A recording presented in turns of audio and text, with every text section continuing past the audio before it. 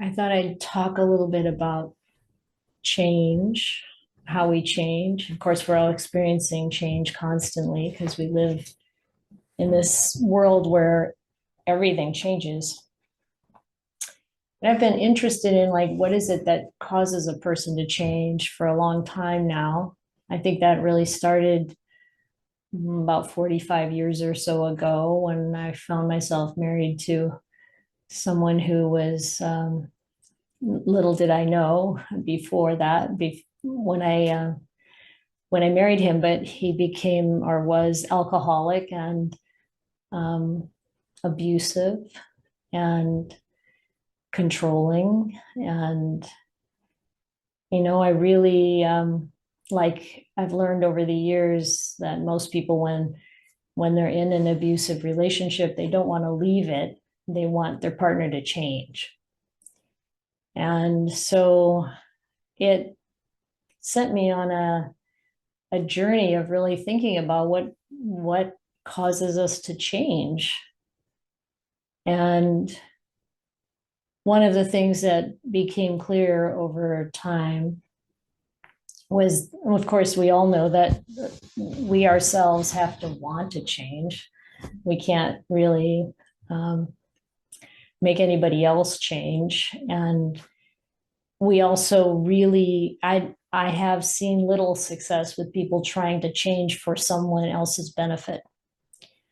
It's generally that we really change because we see the importance of changing ourselves. And also, we need to use, or one way to change is through some kind of practice.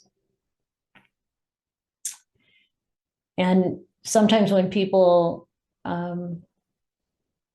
know that those around them want them to change something important, that they'll, declare that they've changed, but without a practice, without some way of really replacing those conditioned habits, it doesn't really happen. Pretty soon we're back to the same old thing.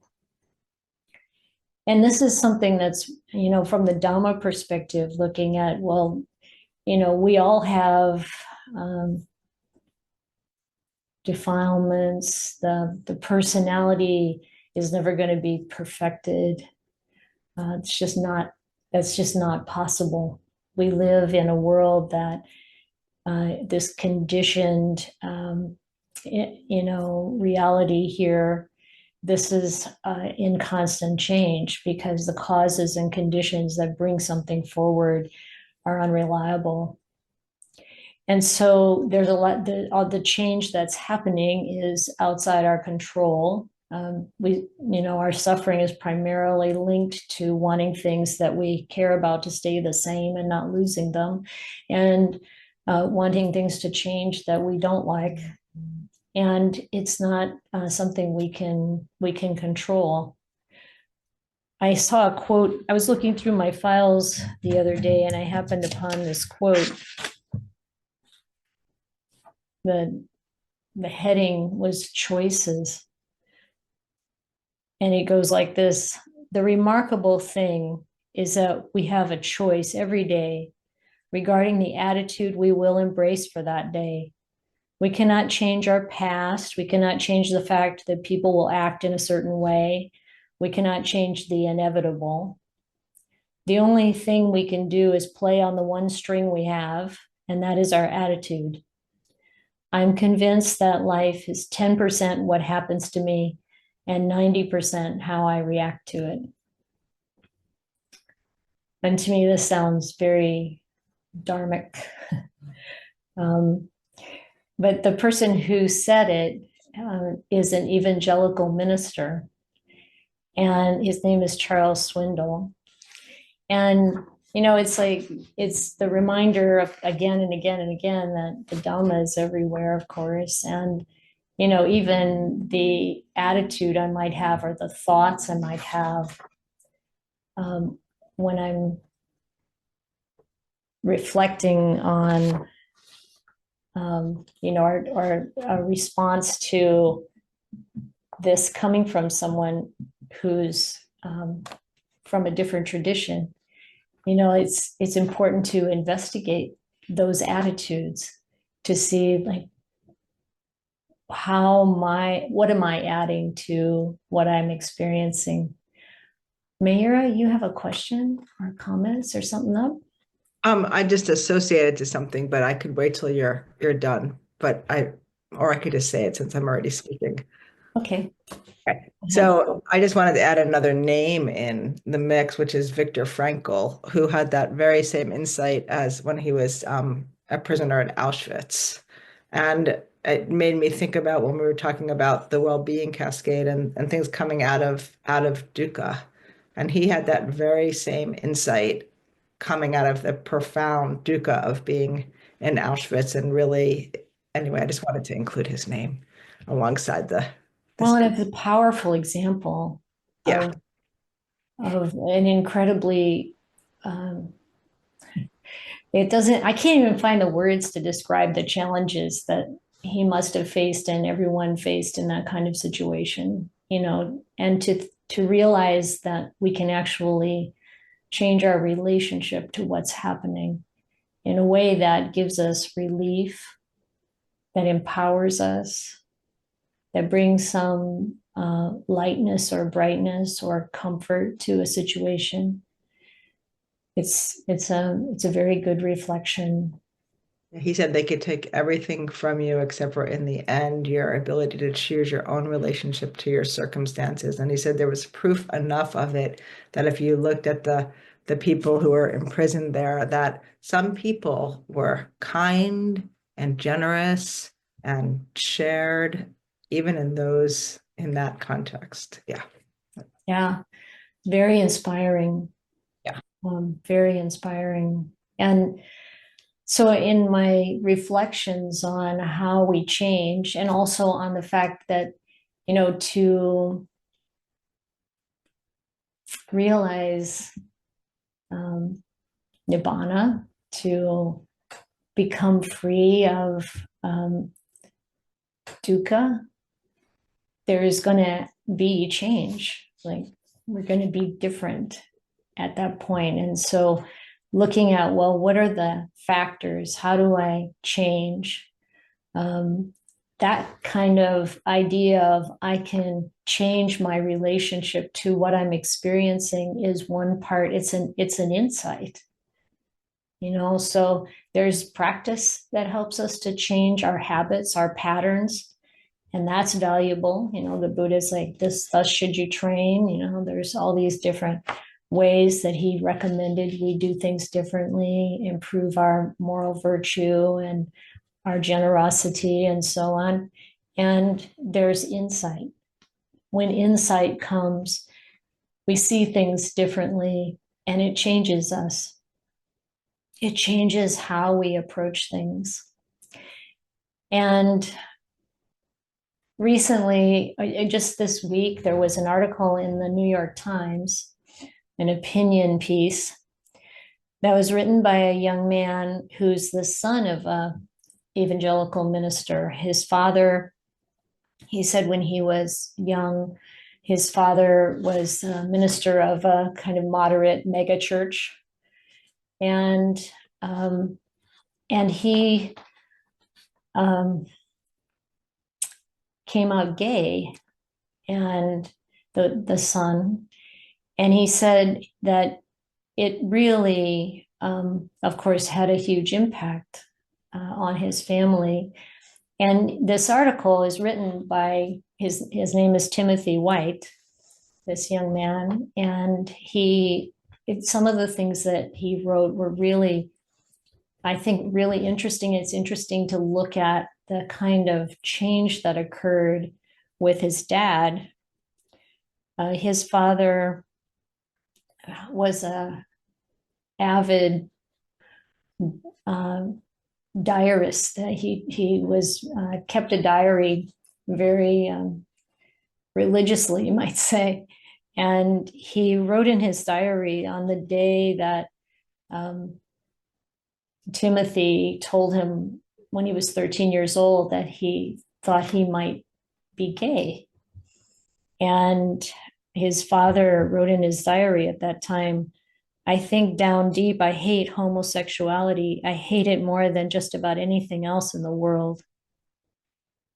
And he also wrote about the concerns and fears he had for his son. He wrote, if Timothy's sexuality continues down the path to homosexuality, how will the Christian community react? Will he experience hatred, betrayal, and insult at the hand of your people? I can imagine few things that can turn a person from faith like your church. And it's really impressive to see the honesty of this man, Bill White is his name. And, Timothy said that, his father went through so much change. At 16, Timothy finally really came out as gay to his mother and father. And what Timothy said at that point is that it upended their lives and the life of our neighborhood church. It sent my father on a winding, high stakes spiritual, emotional, and interpersonal journey that lasted years. Now he's still a pastor, but also the most impressive advocate for LGBTQ inclusion in the church I've ever met. And he was really curious about how this process worked for his father. So he read his father's diary, and he had all of these entries about what he was investigating and working with. And, so in addition to having a practice, in addition to experiencing insight, a very important part of how we change is investigation. And Bill White was deeply investigating his beliefs, very strongly held opinions and views. And this is really what we also need to do.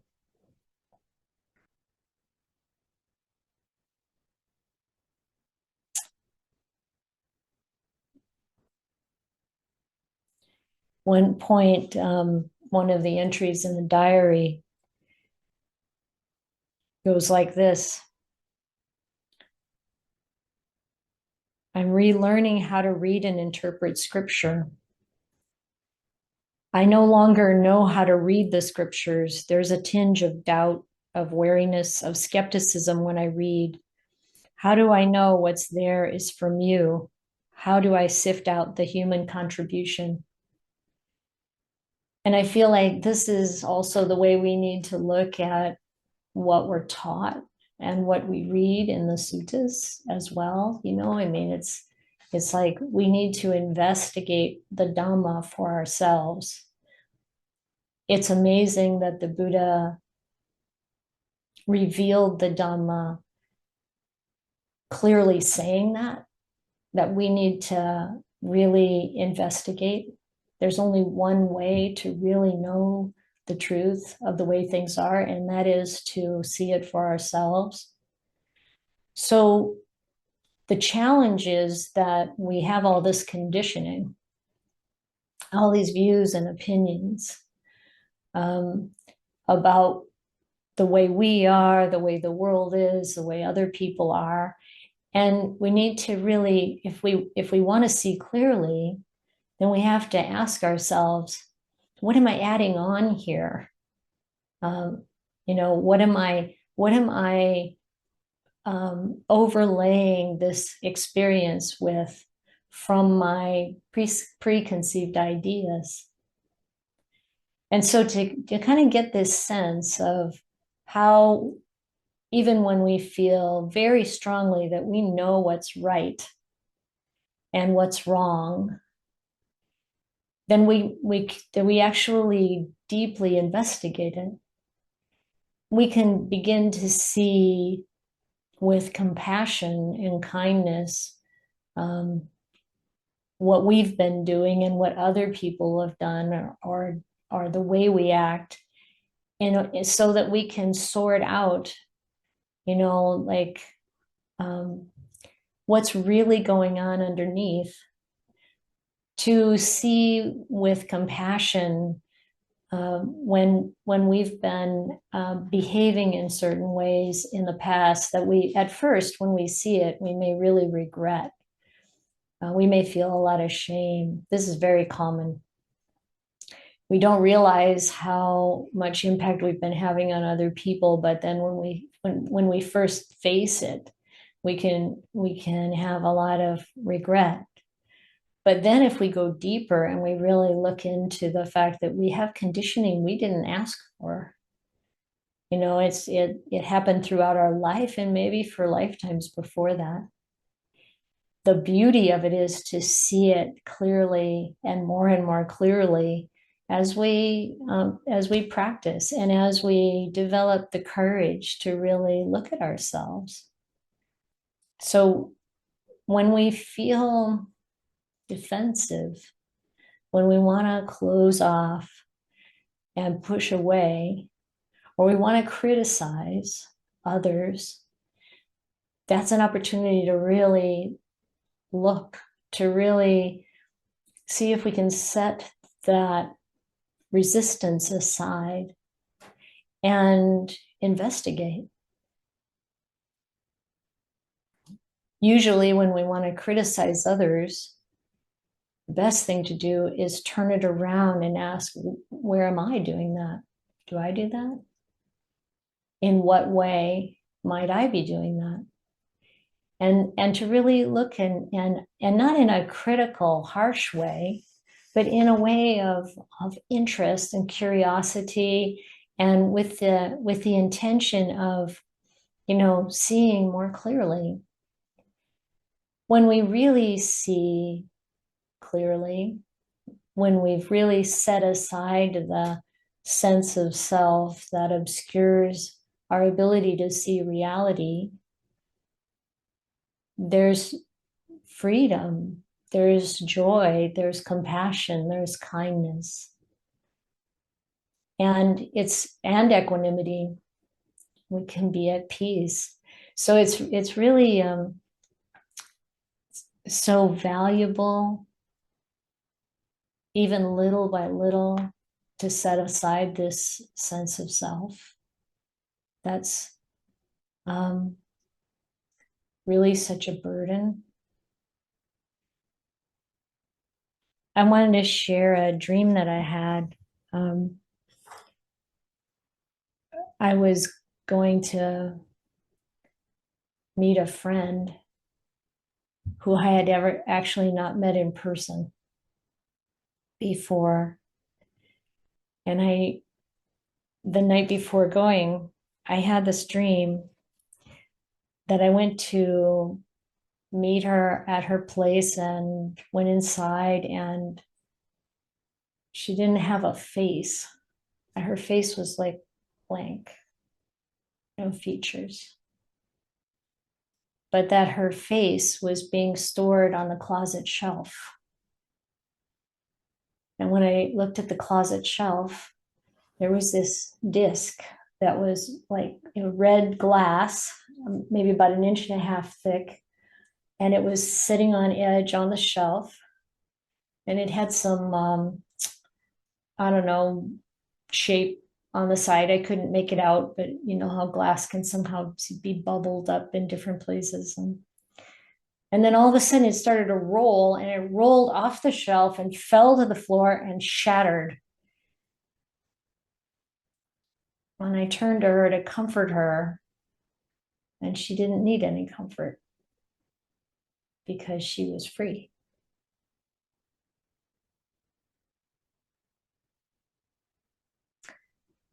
So what would it be like to store our face, our personality on the shelf, and see if we can investigate from that place of Dhamma, selflessness? Some thoughts for your reflection.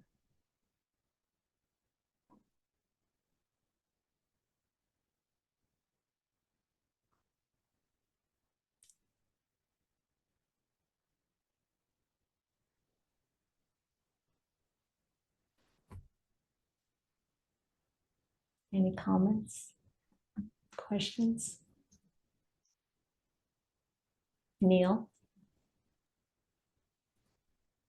Well, I just have to say that this your talk today is very profoundly moving for me. I'm not sure what else I really want to say other than that, but I jotted down one thing that you said, which I just found especially powerful. Um, the conditioning we did not ask for. Um, isn't all of our conditioning that? Probably. Yeah. But just to be able to look at it that way and say, how could this possibly be me? Um, yeah, thank you. And for bringing up that New York Times article. I mean, I subscribe to the Times and I missed it. So just thank you so much. Yeah. You're welcome. It's called How My Dad Reconciled His God and His Gay Son. It's really beautiful.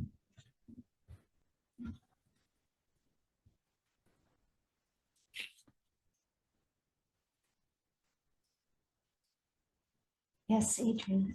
So I just want to comment that what I hear is that the father's love for the son pushed him to really look deep into and investigate.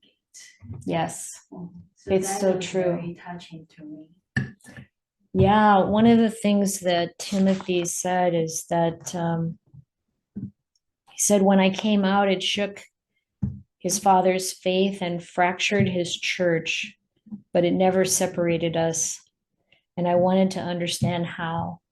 So he read his journals. And the father also, let's see, I don't know if I wrote it down.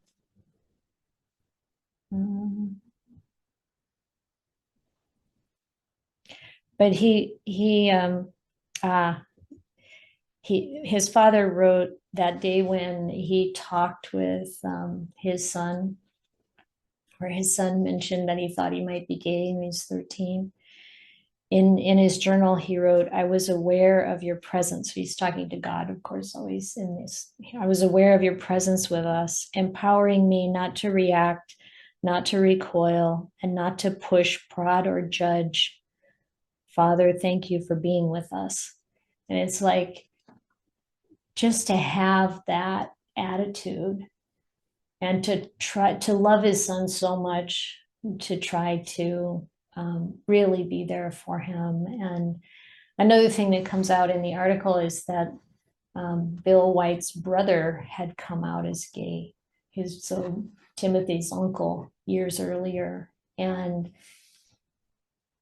Bill had a relationship with his brother regardless, but they weren't able to talk about that part. They didn't go there. But now, after all of this, and there's a part in the article where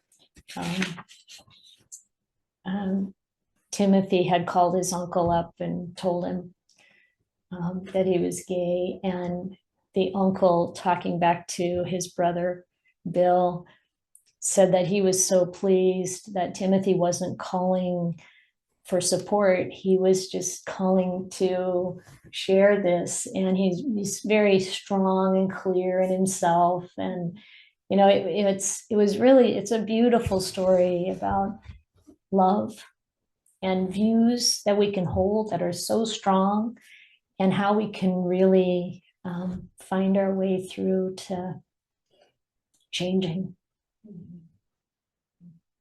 Yeah.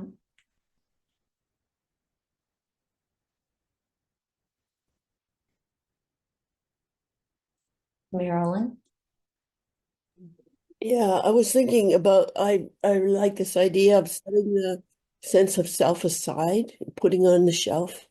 And I mean, I keep coming back to this idea that it's the last thing to go at the end, like it's the last thing we let go of when we when enlightenment happens, that is the last thing. And how I come across people who say, so you should hold on to it tightly because you need that sense of self to survive in the world and get rid of everything else, but not the self.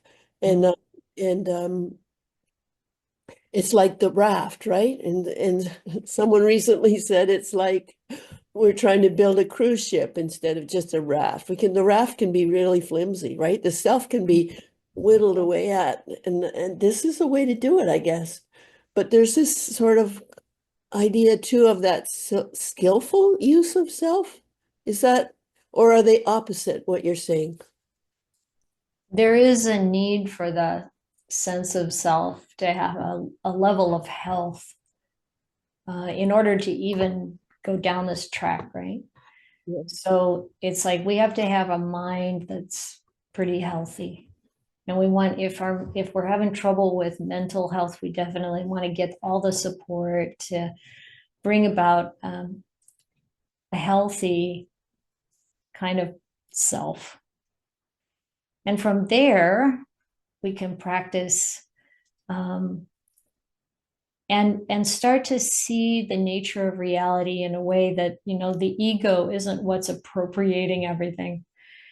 And, when we step back and, as Ajahn Sumedho's been saying, when we take a stand in the Dhamma or take a stand in awareness, instead of the sense of self, or Lungpa Gana saying, take the Dhamma as your principle for life and not the sense of self. It's like we're letting it go bit by bit.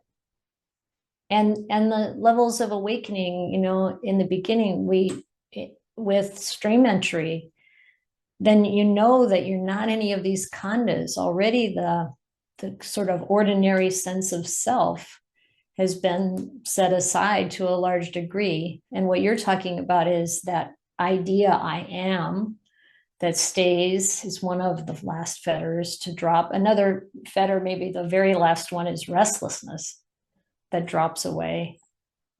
The self, it is all about restlessness, and when we operate from the Dhamma, even if we can have this experience of shifting into the Dhamma where there's no self-interest, you're not trying to get anything or get rid of anything, you're really coming to the experience in the present moment without that in the way, without being pulled one way or the other. That can happen. We can experience that, and then we can see what's happening with the conventional self, with the that it has all of its desires and fears, and we don't have to push that away either. We can just observe it as it is with kindness. So I think about the effacement sutta. It's like we're wearing away the defilements, and we're wearing away that personal identity, that selfishness, selfness.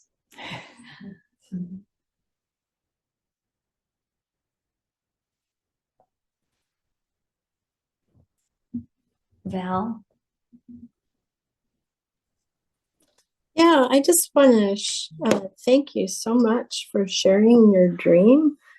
Thank you for the reflections and the story from the article as well. But yeah, the dream, that gave me shivers, like good shivers. What a great symbolic, I guess, like a symbolism of enlightenment. And yeah, really fascinating. Thank you. Thank you, Val. Shao? Yeah, I just want to ditto what I heard, the story and also the dream. I think for me, what stands out is the facade, the face. So if that can be shattered, we will be free from that. I think on the path, I need the core of myself to go forward until I reach a certain level, then that deeper self can also be let go. But I think in the beginning, the facade can definitely let go, because that's the chain kind of chain me up from being free to explore the core of myself for this Yes. cultivation. And Yes, thank you. exactly. It was one of the things that I noticed in myself a long time ago, this kind of social anxiety or wanting to be seen a certain way. And I thought, what would it be like if I drop all of that, whatever facade there is, whatever pretense? What if I let that go? And of course, sometimes, that whatever those feelings are, they come up. But if that's our intention, if that's our aim, then we can start to differentiate that and say, oh yeah, it's like, it's a lot of dukkha, first of all. And then, facing the world without this kind of self-protection, you think, well, maybe I'm going to be more vulnerable, but actually we're much less vulnerable without it, without our pretense, because we're more authentic, and we can start to see that whatever the dangers are outside of ourselves, that's not really what's important. The only thing we really need to fear is wrongdoing.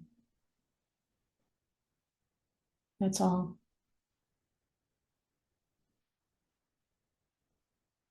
Suzanne? Yeah, I'm like Val. It was a really meaningful dream. And I've heard a couple other dreams of yours, like on that Clear Mountain interview you did. Mm. And then there was this thought, like, wouldn't that be a cool Dhamma book? It would be your dreams, because they're really amazing. My question is about the diarist. I think you said that you recommend people keep some kind of journal. Is that true? So, yeah, so I just like you to talk more about that, because I get there is like this self and not self. And so what do they do? I get the depth, but the contentment. So talk more about how that would happen. Well, I think that the diary or the journal I was referring to is this kind of a journal of the generous things that we do. And just to kind of, when we talk about, and we will be talking about this more later in the year, but sometimes we don't realize that we're generous in so many ways, yeah, giving things and giving time and all of that. But there's also internally our wishes for other people's welfare, and how can we be generous to ourselves, and listening is a way of being generous, and even not being judgmental is a way of being generous. And so having a journal, especially if we're conditioned to diminish the good things that we do and put the emphasis on the things we feel are our mistakes, and we need some support. We need some techniques to bring more balance to, and realism. I mean, we have to be more realistic about how we really are, probably much better than we think a lot of times. And so that's the kind of journal I probably was recommending. It is the case that journaling can be useful in other ways. And another technique that I've used in the past is that when there's a question about the Dhamma, or there's some question about life, maybe the question, how do we change, that I'm exploring today a little bit. sometimes we can sit with a open blank page in front of us and raise the question in our minds and wait for an answer and just write it down, coming out of a depth of intuition and maybe not really from the self, so to speak. That's another useful way. I think the kind of diary keeping that Bill White did was, it sounded very helpful to him in his process. And he included a lot of things in his diaries, letters that he got, and just various ways of kind of chronicling what was happening in his own journey, his own experience, and also I think helpful for his guiding this church. When I said he's, in the beginning, in the early years of his son's life, he was minister of kind of a modest mega church.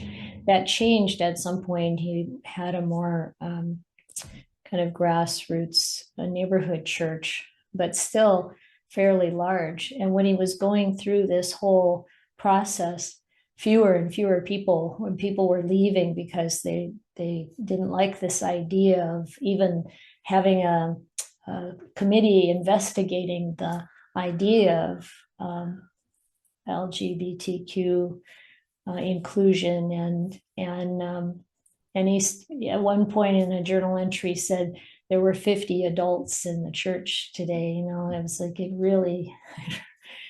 But he felt that what was happening for him was coming closer to the teachings of Jesus and loving and really making the church a place that was welcoming to everyone. Everyone. So it's a very beautiful story of that, that dedication to truth, to what really matters,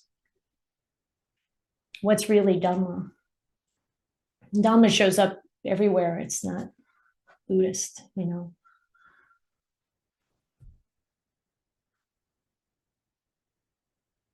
Marilyn. I was really impressed with that dream too, and your analysis of it. And I really would like to know, how was your friend when you met her?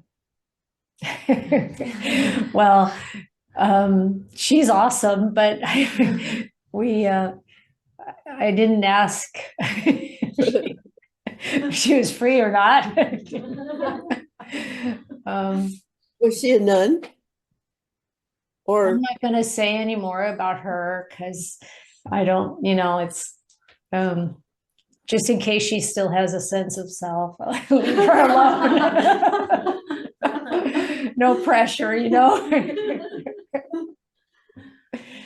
Thank you. Yeah. You're welcome.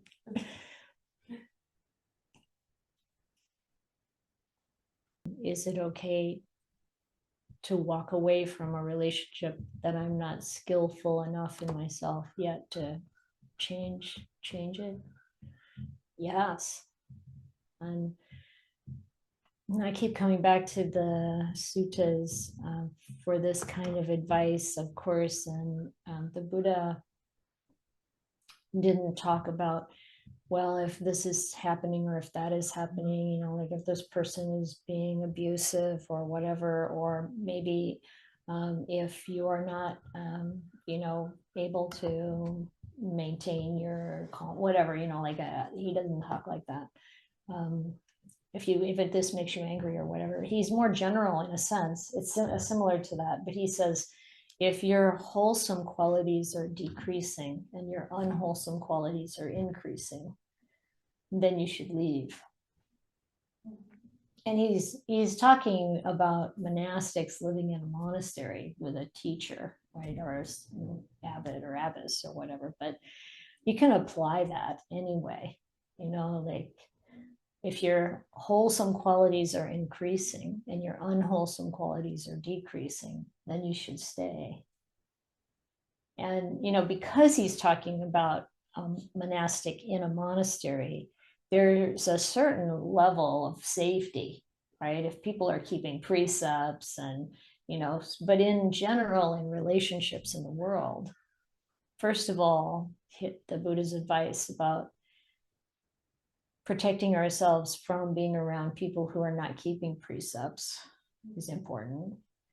And, it's a lot of times the advice, unfortunately, that monks have given to particularly women who are in abusive relationships is that they need to be more kind and patient and compassionate.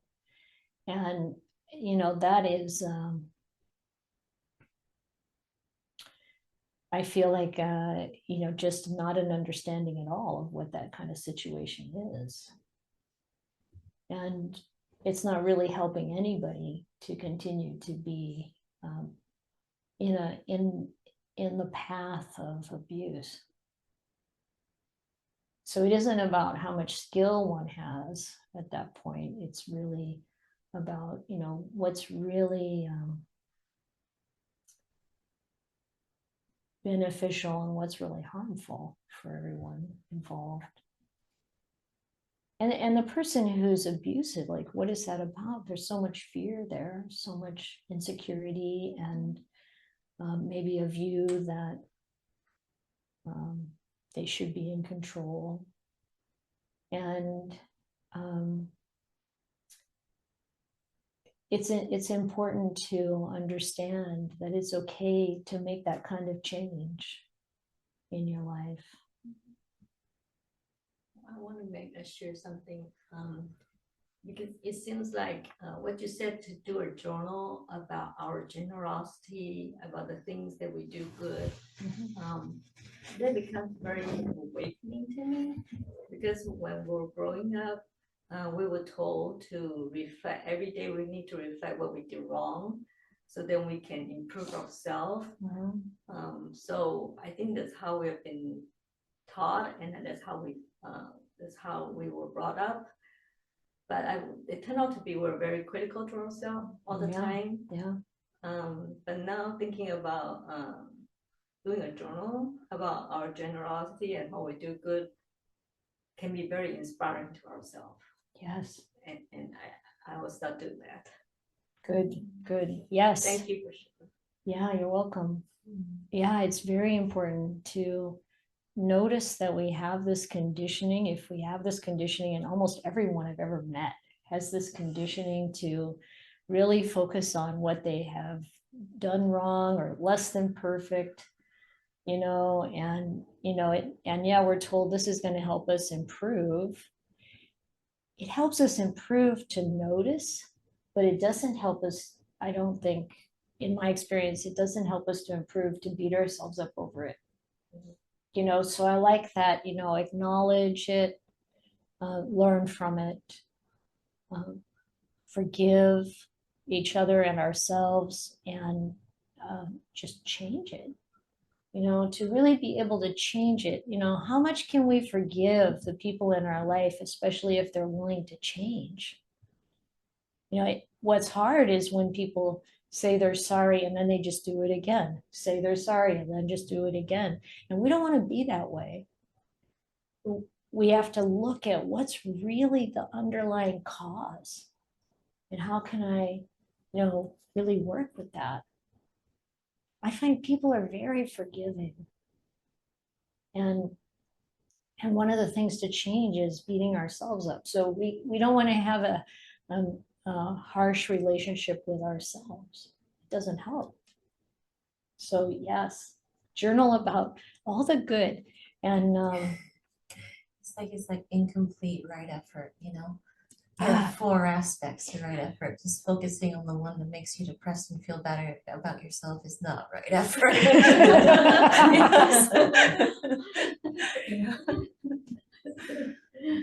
See, I talk for like 20 minutes and then she says one thing and it's so great. Holly? Let me know if you can hear me okay. Yep, we can hear you okay.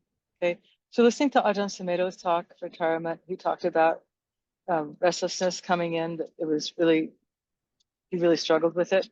I think I've underrated the difficulty of letting go of restlessness. It came up for me last night in Sutta study. I had to stop the video and go do some movement and body work. I was getting all twitchy.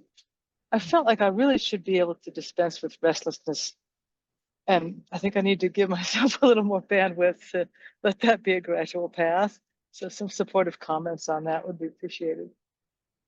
Yeah, I think it helps enormously from the beginning if we recognize what's going on, like, oh, I'm really very restless. Okay.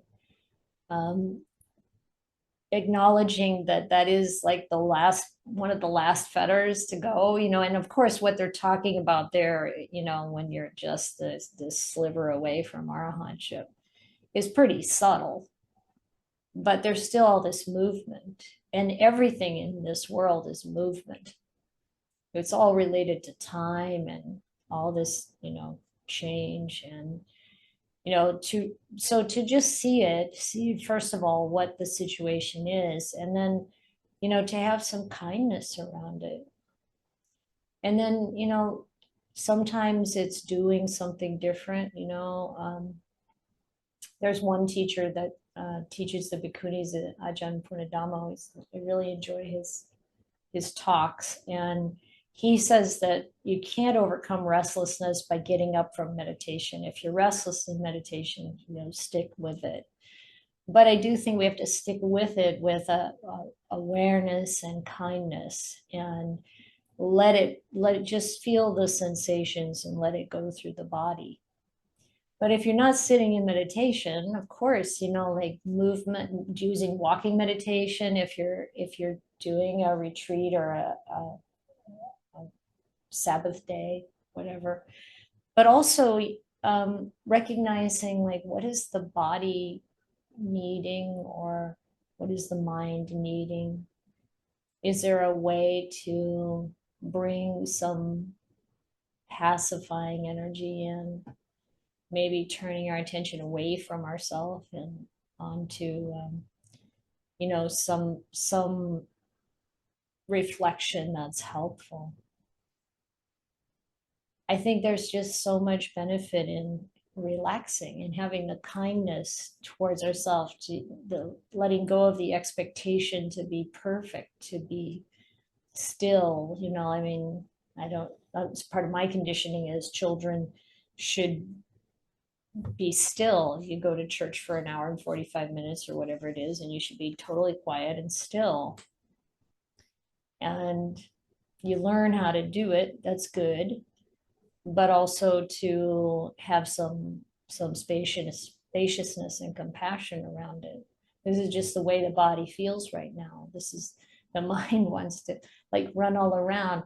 Ajahn Chah's like, as long as you watch it instead of getting involved in it, it's not a problem.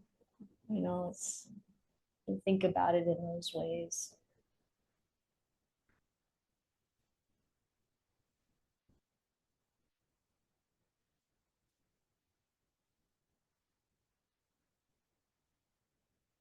Yes, Cynthia.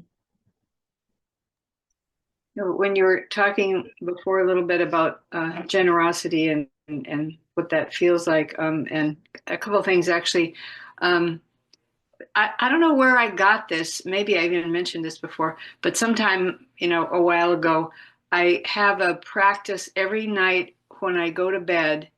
I think to myself, I wanted to think of one thing that I was grateful for, and one thing that I was generous about. And, even if it was a rough day, I could always find one thing that I was kind or generous to somebody. And because like a lot of people, I spent a lot of my life thinking about everything that I'm doing wrong, so it's helpful to go to sleep thinking about one thing that I was did generous about. But the other thing that I've noticed where that's come up is one of the things I've been doing lately is looking at all my special things that I really love, and who do I want them to give to? And so I've been having people coming and saying, okay, I want this person to have this special thing. This is the one I want, this special thing.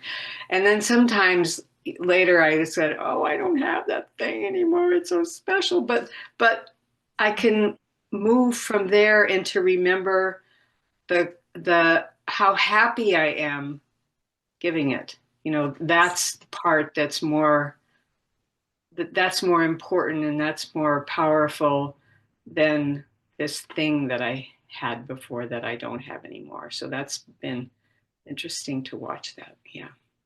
Yeah, that's beautiful. And then the process of doing that again and again. Yeah.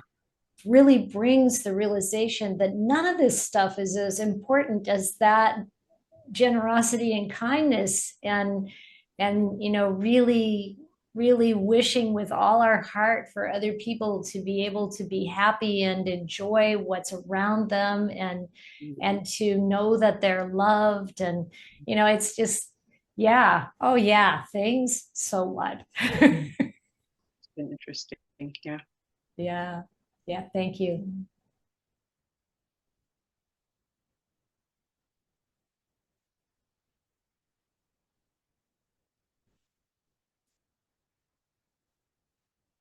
It's useful to really come up with ways to investigate what might be sticky for us. You know, when it comes to things, well, what if the house burned down? What would I do? How would I feel? Everything's gone.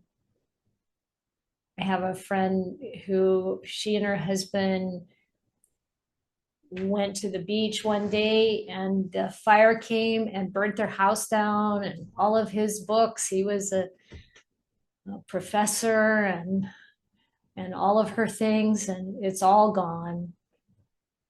And all they could say about it after that for years was, wow, that was so great.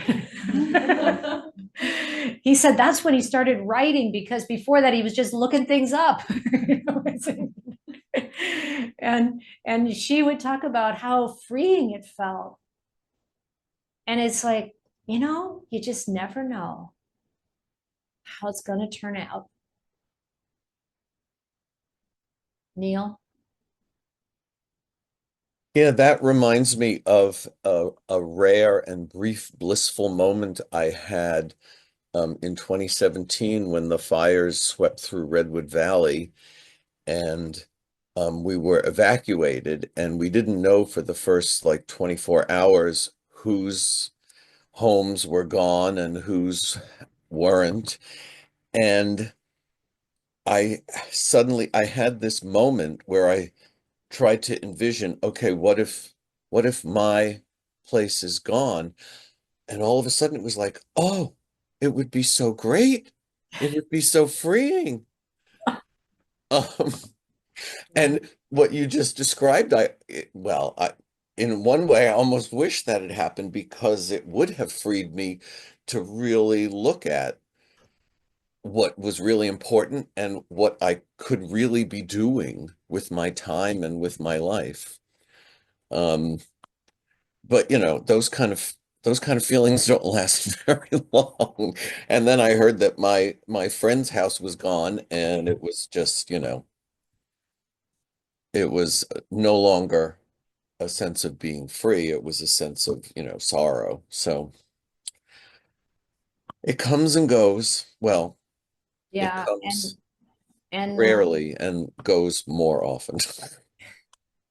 well, and then, you know, if we're observing it all instead of being so caught up in it, then we don't have to feel in any, I mean, I think it's very important not to feel bad or layer something else on top of what we're observing, but just this is how it is, you know, then I feel the sadness, or then I feel this, you know, feeling of loss, or then I feel fear, or then I feel anxious, or then I feel offended, you know, so what, right? You can just observe it. You don't have to think, I shouldn't be this way.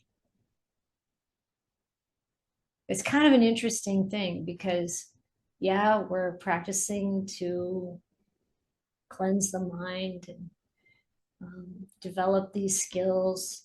And you know, to accept ourselves, to accept our experience in the moment is really the way to be present, to fully be present with it, and to really be kind. It's amazing.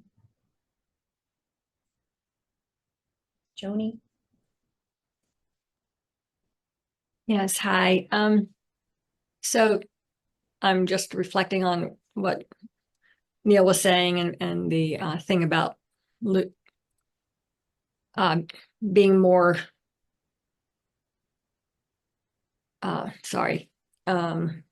letting go of things. And of course, you know, this came up for me not too long ago. You know, I was with the fires, and though I was very fortunate not to have my home destroyed, you know, in the process of packing the go bags when we were getting emergency warnings and what to put in the go bag.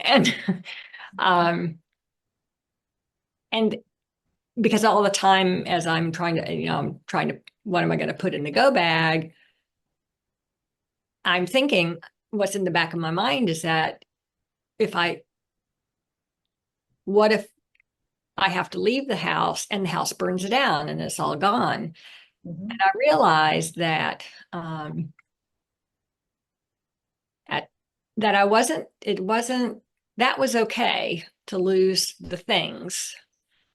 But I also realized, sort of reflecting afterwards, that it would have been, it's a different matter if it came to a person that I loved or anybody I knew. So losing someone, the attachment to people, is a very different for me than losing things. And that's still quite a strong attachment. Yeah, I have one reflection on that just came to mind, and then a question for you. So the first thing is, it was interesting in the journal of Bill White that at one point he said he had a deep sadness that came up because of his sons coming out as gay.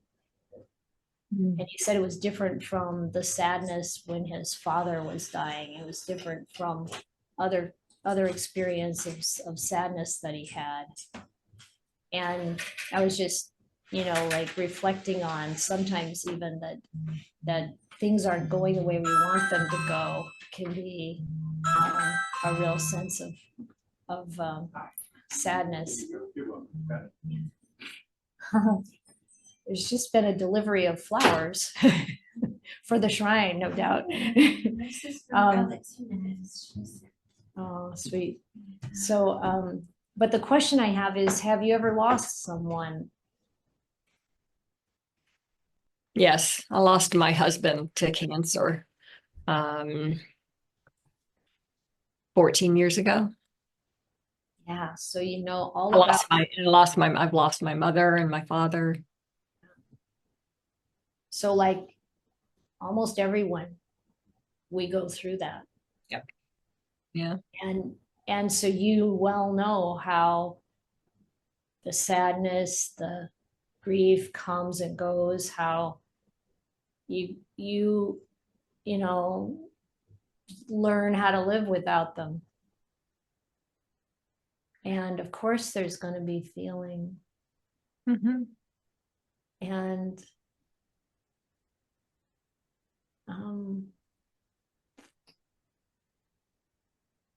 even though they're not present in our life in the same way anymore,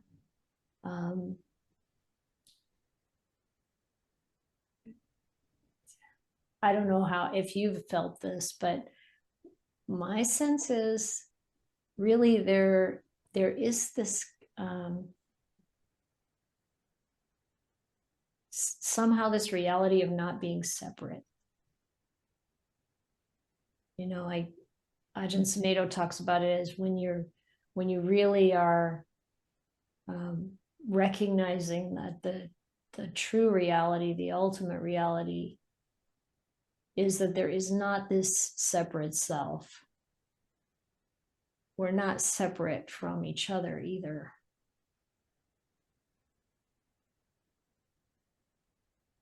Even with distance and time and death, separation. I don't know if that's making any sense, but Yeah, I mean, whether they are here or not, they're still a part of me. They're still a part of it's like the love is still there. mm-hmm. The love is still present and a part, and I feel a profound gratitude for having had them Mm-hmm. in my life. Yeah. I think it's in terms of but at the same time, I'm aware that I don't want to lose anybody else. And it's sort of like, it's just interesting to notice how I've had, through practice, a great lessening of the attachment to things, but attachment, I'm not there in my practice, I'm not there in regards to the letting go of people. Yeah. Yeah. So I guess what I'm trying to get at is as we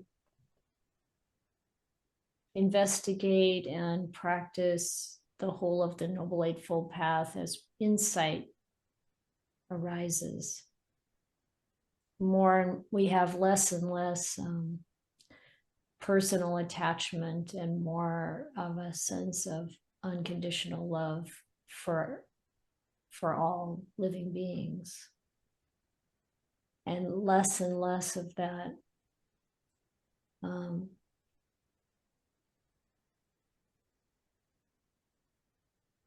stickiness that makes it's like there's still going to be that sense of loss of someone we're engaged with day after day, or in a practical sense, but there's also this deep underlying sense of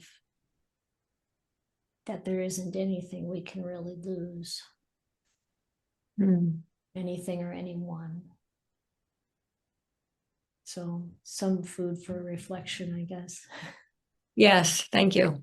Yeah. Thank you. Thank you all. Thank you all for your practice. Powerful support for all of us.